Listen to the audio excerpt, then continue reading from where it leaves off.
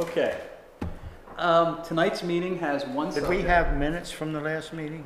I don't think we do to approve, since this was kind of like a special. Okay. We'll probably do the last meeting minutes and these meeting minutes at the same time. And then we also have to review all the financial disclosure forms that were revised. But this was one that was timely because it's coming on a year, but this is still hanging out there. And I wanted to get some direction to see where we're going to go. So instead of doing it in the abstract with everybody having one set of forms and everything, I've made this presentation, which I hope you can see. High tech. I really tried. I was feeling it that day, right? And then I'm worried it won't show up, so that's why you have paper copies in front of you, just in case. But so the subject tonight is still the campaign finance forms. That's really what we're doing. And you know, you told the candidates, Kreisings and Adelaide, to revise them because they submitted them, and that's what we're here. So I got. Let's see if I can make this go. So this is the status. You know that they were due January 2nd, and then that only 2 of them had to file them, which was those 2. And then you met on February 20th to review those forms, and you found them both to be non-compliant. And remember, the issue basically, if you break it down, was they really didn't do it like a bank statement. They filed their forms, but their beginning balance didn't match their ending balance of their prior forms. Right. And that was a giveaway. We don't know what else was issued, but when they don't match, you need to go back and do it. So you gave them till March 6th to do that. And they submitted them by March 6th. So then we decided we would go through and review those forms before, because we had said if they fill them out and everything was okay, we'd send you an email and we'd just tell you everything's okay. Well, you never got that email. And then we said, well, we could send you the forms. But when we started going through them, you couldn't really deal with one form. You really had to go back and review every one of their forms to bring it up. Again, like a bank statement, you had to look at other months' statements to make it work. And then it was complicated to say, well, how many forms are we sending out? And we literally had to send the form, put all the forms across the desk and move it from one pile to the next. So based on that, we said, well, let's just summarize what we believe the issues are. So these were your prior concerns, and we're going to take it candidate by candidate. So this is Kreisig's form. Her 5th filing, which she filed January of 18, contained a summary sheet that had all zeros and didn't start with the balance from the 4th report. So that was that. It also had a closeout receipt for the campaign account, which was dated in July of 18 of 2017, which indicated it had a closing balance of $2.25. And the candidate provides she donated this, is what it said on the form, but didn't really have any details. So those were the 2 major issues with that, which we told her to come up with. I don't know if you can see this, but Sorry. I was like, I didn't put music on this thing, okay? That's way beyond me. Okay, maybe next time. So one of the confusing things, if you actually look at the report, and I know you can see the cursor up here, is that what the candidates have done is kind of photocopied old forms and wrote on old forms to make them the new forms. So these things up here are all kind of confusing. But as you can see, her old form had all zeros, and that wasn't acceptable, and that's what you told her. So that's what she submitted in January. And then she had this closing statement, which you can't really tell, but you have them in front of you, so you can see the same thing in front of you. They had the $2.25, and then down at the bottom, she had the word donated. Mm-hmm. So that's where you left it in January. So the concerns when she resubmitted is that the starting balance with the 5th filing revised, and that's what I called it, the 5th filing revised, now matches the closing balance of the 4th. So she's done that. And a new annotation was added indicating the amount was cash donated in collection plate in church. That's the new information. So here you can see, it goes through where I got the arrows. The 52, I can't really read it from there. 5240. That does match the closing balance of number 4 now. And so she shows that she didn't have any other income or anything like that. And then she shows that the cash balance was donated in collection plate in church.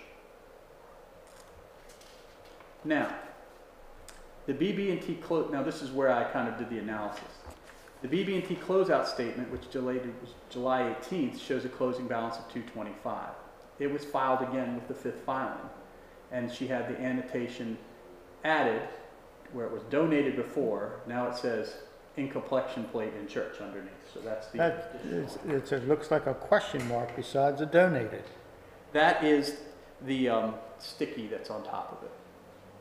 There was a sticky. See that black thing? That was one of those stickies that had where you had problems. That had a question mark on the sticky. Oh, okay, that was one. Okay, all right. Okay, gotcha. So. Okay, so that's that. Now, this time, she provided a bank statement of June 28 showing the closing balance of 225, and again, donated in collection plate at church. So this is new information. Same thing, but now that's the donated in collection plate at church. So, one of the issues then is Schedule 2 was not revised. And you can see she just has none on there for expenditures, not giving any detail or documentation on the donation, which is where it would be if you were going to have an expenditure to bring the account down to 0, which is what she said you would do. You would list that as an expenditure. I really don't understand. There's income and expenditures. That's the only thing that can ever happen in an account. Okay, so if it's not an income, it's an expenditure. You'd have to put the name, and you kind of go through and fill that out, but that's not technically correct, so that would have to be figured out. So now I have the concerns. This is where I kind of come up with the summary of this. It's 2 pages. If the 4th report, which was filed May 31st, had an ending balance of $52.40, how did the closing balance shown on the closing report end up with $2.25? Which is what she said she gave away, $2.25.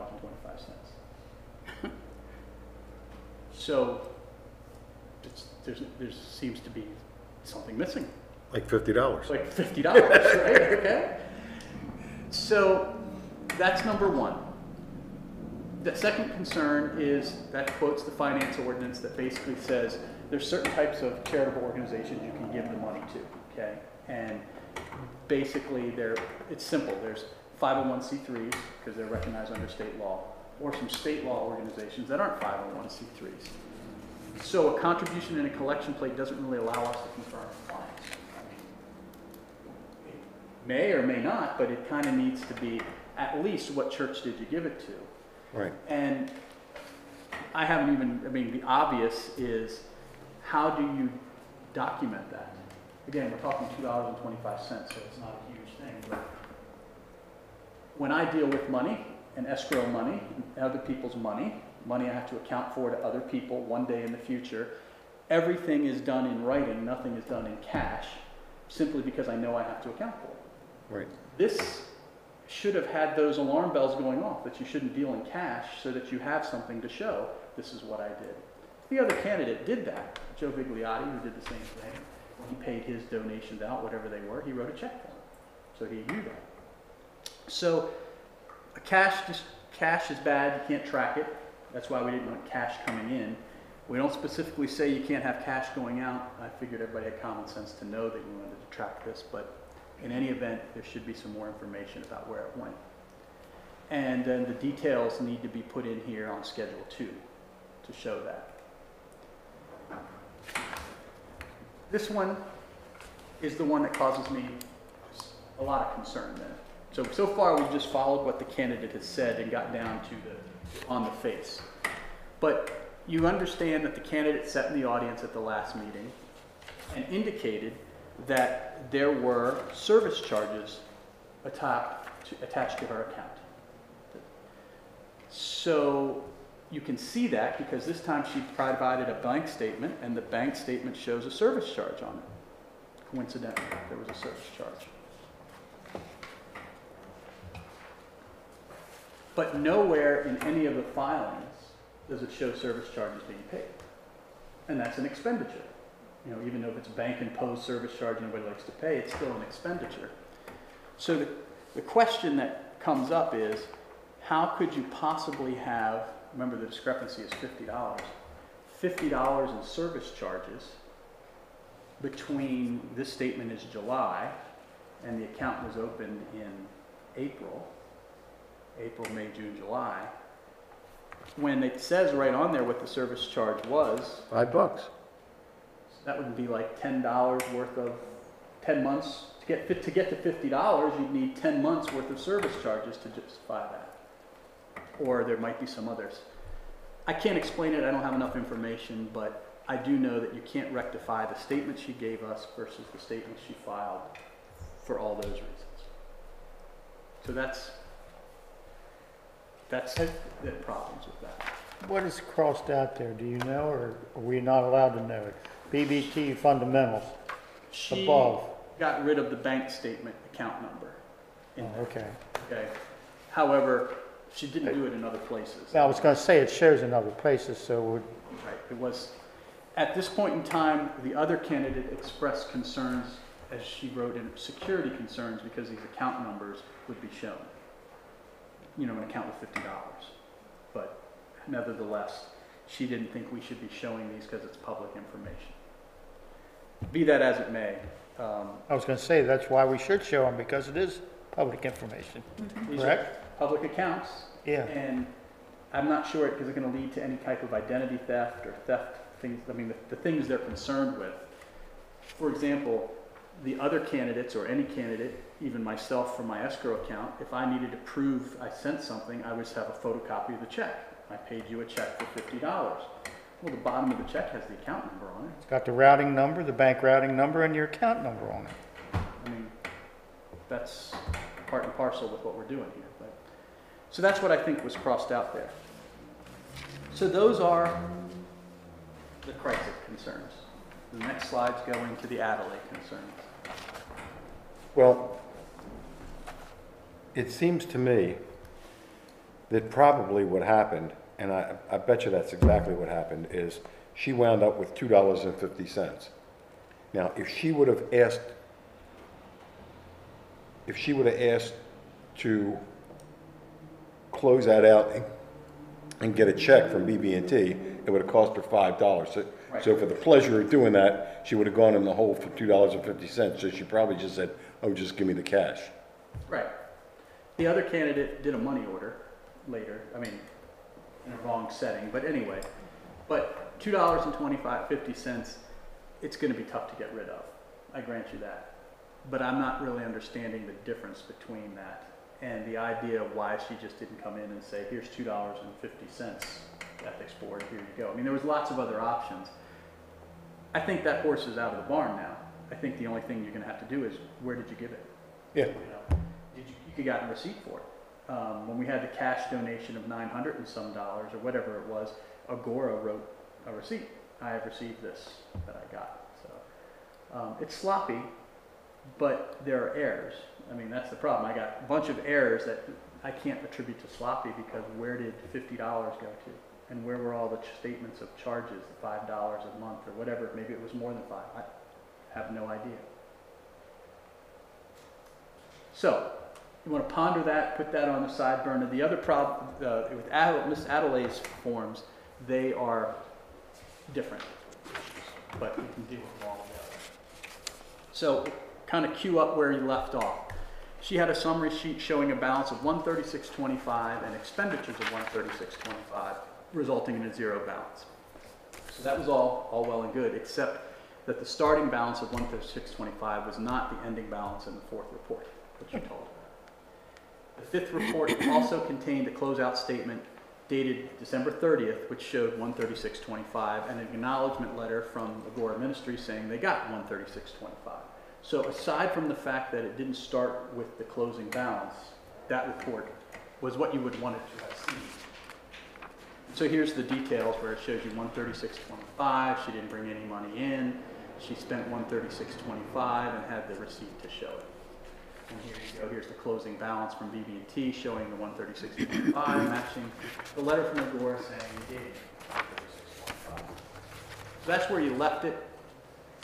Then she refiled this, and the issue is the starting balance now is $265.60. Then she provided an entire breakout, which must have taken her some time, to show that she made an error way back in the second filing of $14. And we went through and verified that. That is correct. What she had done is she had added $14 of in-kind service and counted them as cash. So her balance was $14 too high. Well, that's not $14 between 265 and Yeah, right. So that is an error that's corrected, but that doesn't get you where you need to be here. And you can see what I've provided there, which again shows you where we are on that, what you just provided. The closeout statement, again, is the closeout statement. And that's the issue that I guess I'm going to come back to, is that, get my big blow up here. Back. This is her worksheet that she laid out, where she showed you what she came up with and how she got to 265. The beginning balance was 251, that she takes the $14, which was phantom income, and she goes back and she talks about how she donated something to charity. And she gets down to item number 8, if you can read it. And again, we have the big forms if you need to see it. But she had a $9.35 cash money order that she gave in March of this year.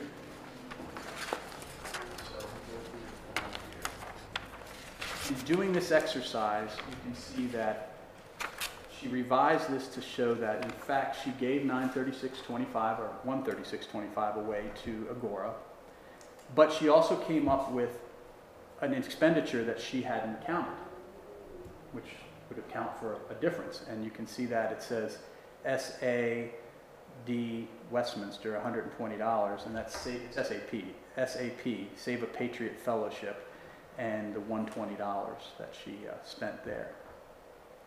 So she's accounting for why it is up to $265.90.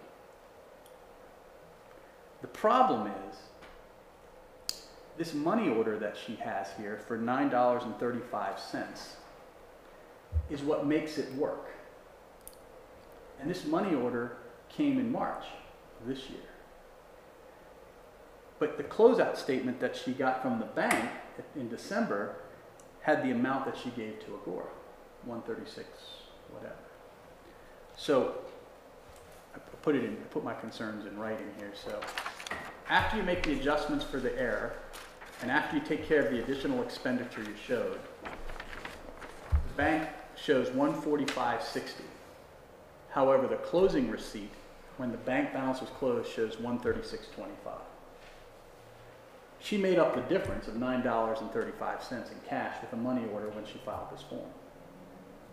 But my issue then would be, if you actually closed the bank on the December 30th and it showed $136.25, you shouldn't have had $9.35, right?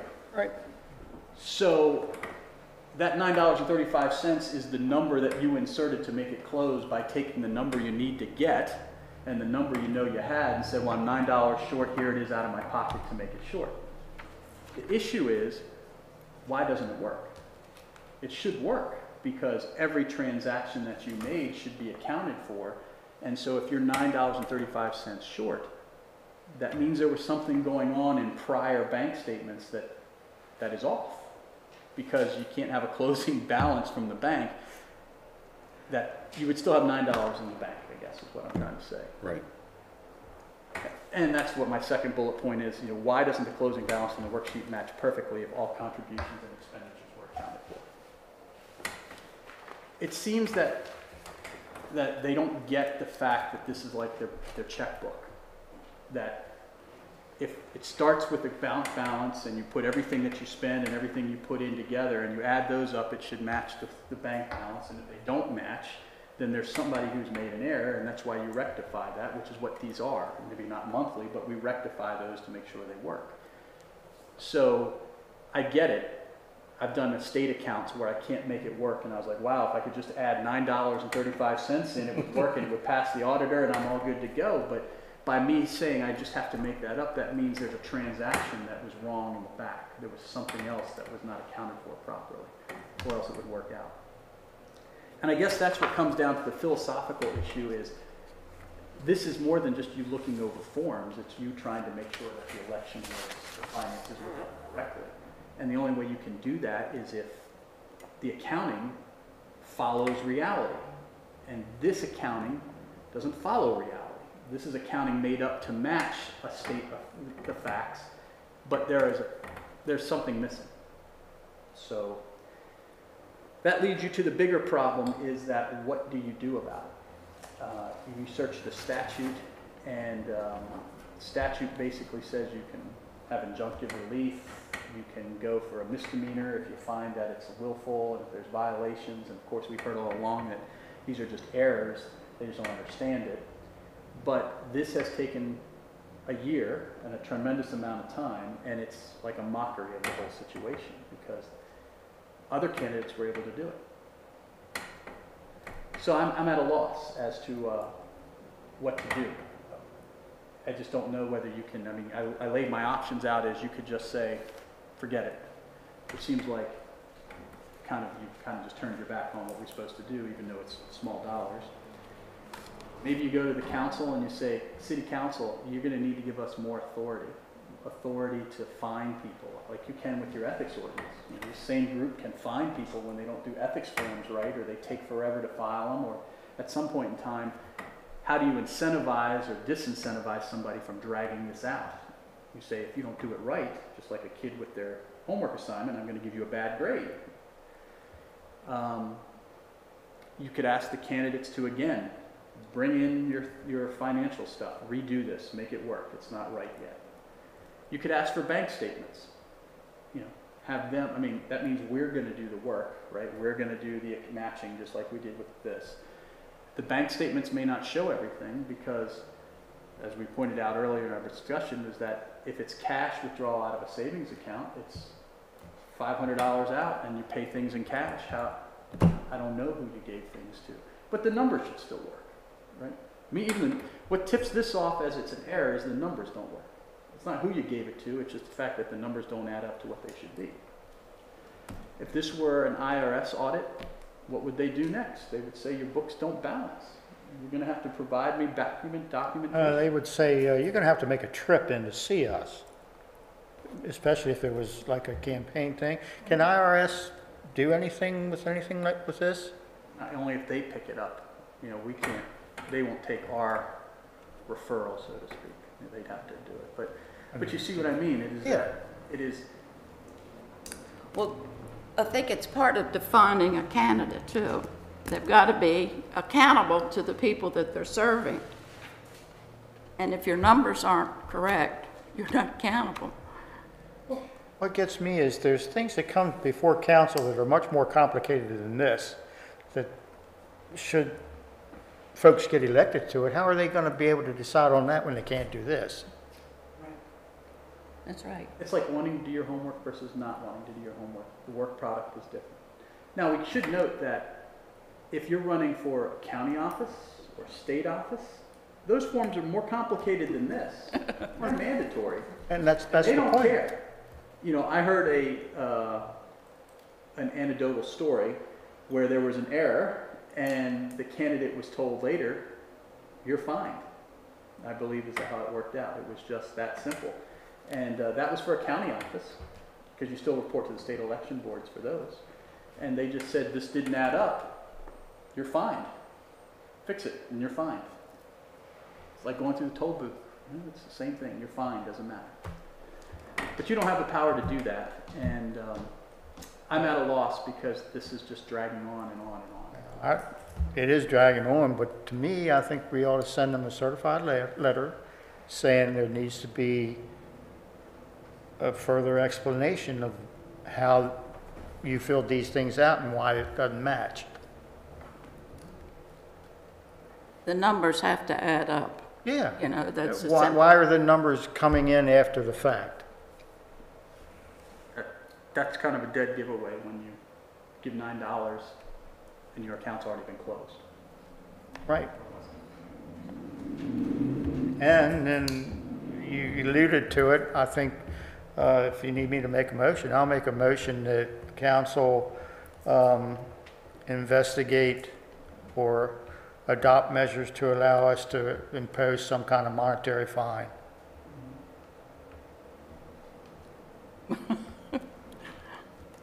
I think it's appropriate. Take that as a second, I guess. Yeah, second. Got that? Do you All want in to discuss favor? it further? All in favor? Aye. Passes. So we're going to go to the council And I'd show them this too. with this explanation. I mean, we'll put this on, and then I'll tell you what meeting it'll be, so if you want to come and, you know, help from the audience, it won't be this one, maybe be June or something. They'll probably both be here, won't they, for that? Should be. So, you know, they're going to ask, and they're certainly entitled to this. I mean, we discussed it in a public session. They'll see it again. But,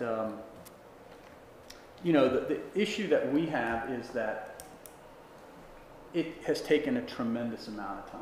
I mean, not just 15 minutes to figure this out. There's a cost factor to this. Hours of time. Claire's not allowed to do her job. The city's paying me to do things. And that was envisioned when this was happening. You know, the cost involved to make this happen, just like anything else. But we weren't envisioning doing somebody's work for them. Because that's what I feel like, is just give me your stuff and let me fill out your forms for you the correct way. And that shouldn't be. Well, not only that, but you know, the thing is, an example would be this. In 1977, they enacted the Settlement Procedures Act, Real Estate Settlement Procedures Act, RESPA. Well, at that time, I was going from doing settlements the way we did them with a seller sheet and a buyer sheet, and now I had to figure out this mess of this RESPA form. And what I found out right away, immediately, is that form had to zero balance.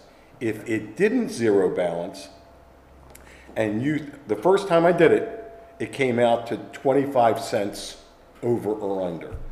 And I did exactly, you know, what you'd think, well, shit, for 25 cents, why would I make a big deal about it? Mm-hmm. The problem is, the way that form was set up, it could be 25 cents, it could be $25, it could be $250 or $2,500, and unless it's zero balances, you really don't know that this is accurate.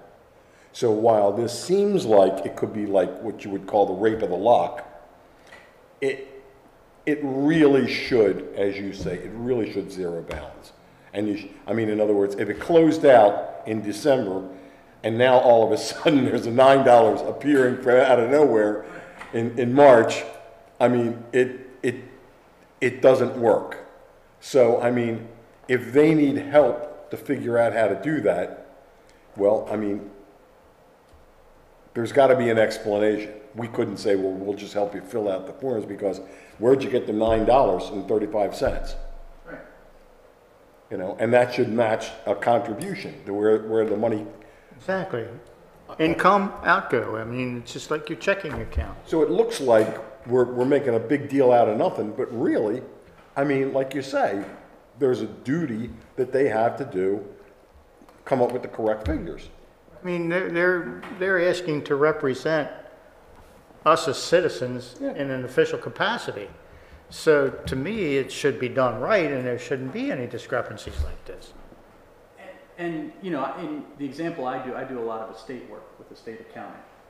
And I come up with this at the end of $9 and something, you're like, and the first thing you do is you go back and look if you've missed $9.35, and you never do, right? It's 3 or 4 transactions. Sometimes it puts you higher because you missed this, and then you missed this over there, but at the end of the day, you know it doesn't work. And it has to work, because you've controlled all the money. Nobody else has controlled it. But you're right, I mean, and I guess that's the point that we need to make to the city council. As an aside, or related to it, the legislature passed a new law that affects Ethics Commission that says once a year you have to have an annual report that you have to give to the elected body, to the city council. And of course that's easy enough to do. You know, these people filed their forms, what's going, what's not going well. But this is a prime example where there needs to be some feedback because they enacted this expecting you would take care of it, and if there's problems with it. And we may want to think about the other issues that you've confronted here. There are certain issues that worked well, and I thought most of it did, but the other issues of like, maybe there was a question of whether you could ask for bank statements. Remember early on last year, it says where in the statute does it say we can have bank statements? Well, you know, maybe the bank statements should be provided without even being asked as attached to these things. I can make a motion for that too. I think that's a good idea. I make a motion that council consider adding bank statements to the campaign finance law, that they be provided whenever a report is due. Second. Oh, sorry. That's okay. Any discussion? Yeah. Okay. Okay, we're All on. approved? Okay? Aye. Aye. Okay. And then I don't know how you get around the issue of cash. We dealt with it on the income side. Now, just, can we back up just in like, like county and state, are they required to turn in their bank statements when they make a form, or are we overstepping something that, No, I think you can clearly ask for it. Okay. You can make people do this. Okay. I don't know what you have to do with the county. I don't think you have to provide documentation to the county or the state. I don't know if we have experience. You do, okay? So. okay, well, okay, then all we're doing is being in compliance with what everybody else does then. And they'll come after you a couple years later, because they did. Right, and it just comes out like DMV. They show up and tell you a couple years later. And they find you. So you can make the correction, but you gotta write out the check too. And I'm not, the cash issue had bothered me for a while about, you know, because I like to pay everything with a check so I can show it. You know, that's good, prudent bookkeeping. But I could get how some of these expenditures were probably cash expenditures. If you go back in your mind, remember that Miss Adelaide paid for campaign lunch for her workers during the campaign day or election day. Election. And so she had a receipt, I would assume, because she had the specific amounts there, and I assume she went and paid cash at McDonald's or wherever she bought it. So I'm thinking that if you provide your receipts or keep your receipts, cash payments are fine as far as expenditures. Is that something that you need to have, that they need to provide their receipts? It seems that I could make up a receipt just like I could put the number down. I mean, Can council mandate what type of account they have? we can investigate that. I mean, And not have a savings account, have a checking account. That way, there's a receipt or an outgoing transaction for everything that you do. I think that can be done.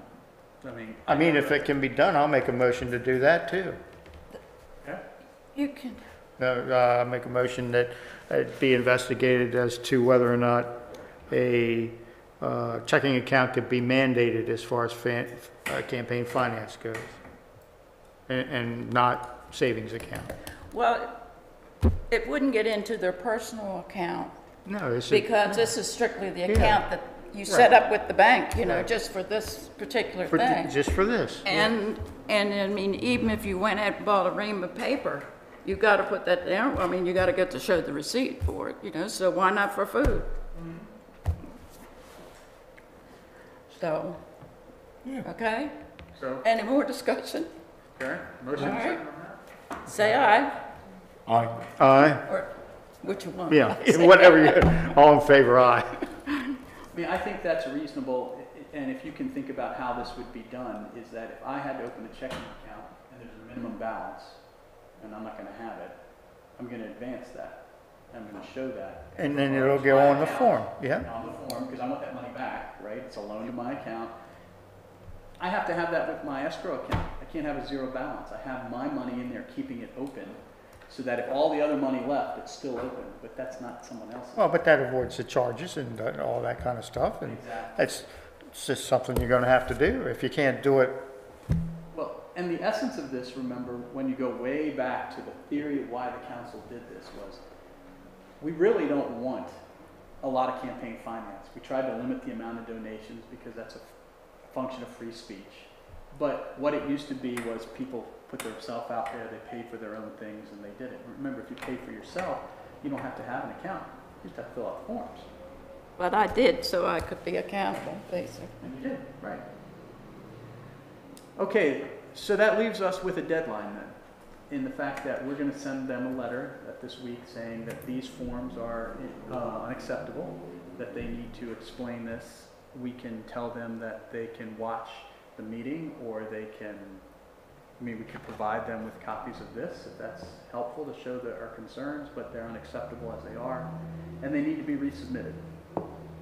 And, in addition to that, email, if it's not too big, Pastor Steve and Mr. Ott copies of this so they can review it if they're able to make the next meeting and they know what's going on.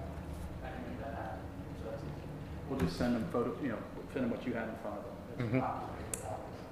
I want to, Go ahead. excuse me, if we're through with this, I got a question to ask you. I think the only thing we have is setting a date that by which you want them to have these things turned back to us. Another month. Okay? No, my question was going to be, if an organization such as churches and charities, they're tax-free, that's another whole ball game. And can you put your signs up on Angle or Outgoer or whatever it's called, Is that sign, that's giving? Well, we looked into that not recently, but in quite a while ago. And if you're a 501c3, you're not really supposed to have any political involvement. That's what I thought. Okay. However, we as the Ethics Commission or the city or whatever entity we want to talk about can't enforce those. Those are IRS regulations that the IRS could come out and say. Years ago, the case that comes to mind was the National Rifle Association, that they had to create a special, I think it's like NRA, ILA or something. Yeah, it's the NRAILA, Right. Institute for Legislative Action is what it And is. that money is not tax deductible, and that money is political action money, and it's different. But IRA stuff, or NRA stuff is different.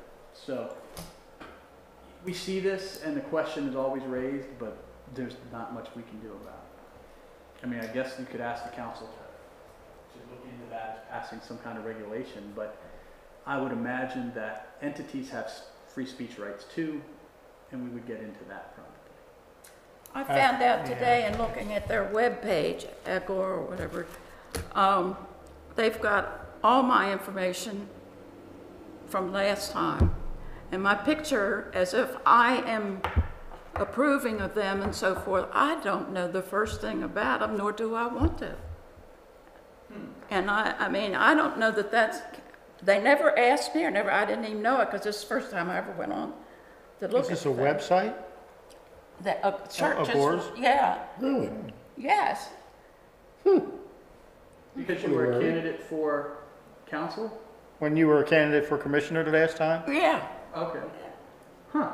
but I mean, I didn't see it because I never go on it, Actually, Lowell came upon it. Because he started thinking about tax-free, and he came upon it and he said, look at this. And I went in and I said, well, it's 2014 is when they put on there. So I went to them and asked them to please take it off. Well, that clearly violates the nonprofit status, but there's not much we can do about that. No, I don't want my stuff on there, my face or anything else. Telling them about She that. said she did. Huh? You told them, right? You don't. Well, I told them in writing, but I'll tell them here too, Monday or Wednesday. So a month, you said 30 days, that's roughly June 7th, since it's May 7th. We okay with June 7th? Day after D-Day, so. And then we'll go through that again, and we'll ask them to revise these, provide documentation, whatever it needs to me to make this correct. And we'll get back to you about what that is. So. Any other questions? Oh, good. June the 7th is a Thursday, so we don't have to worry about a weekend being in there. Right, exactly. I will make sure that the other two members get a copy of the presentation. I did email with Pastor Steve. He's sorry he couldn't be here, so he's at least going to be engaged. I know that Mr. Ott is going to be a hard time making any evening meetings because he's on evening shifts That's his thing. He's the evening shifts. Permanently? I believe that's the way it is. He runs the evening shifts. I haven't talked to him. He was considering retiring the last time I talked to him though, so I don't know how that's going. Anything else? Yeah, where's dinner? Yeah, right, exactly. If we'd have stayed You till call 6. you call a meeting at 5 o'clock, you better be prepared to feed us. Maybe next time we'll do that. That'll be it. I was here during the snow. Where were you? Okay. When we had the snow meeting, so.